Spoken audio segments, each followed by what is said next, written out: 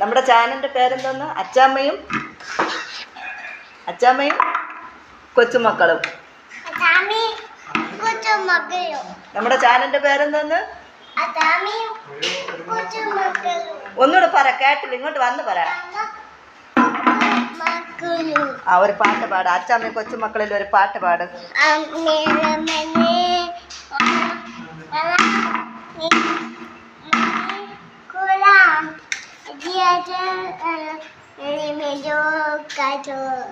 ഒന്നുകൂടെ പാട്.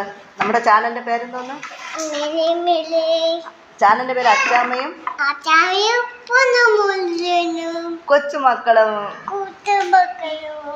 അച്ചാമ്മയും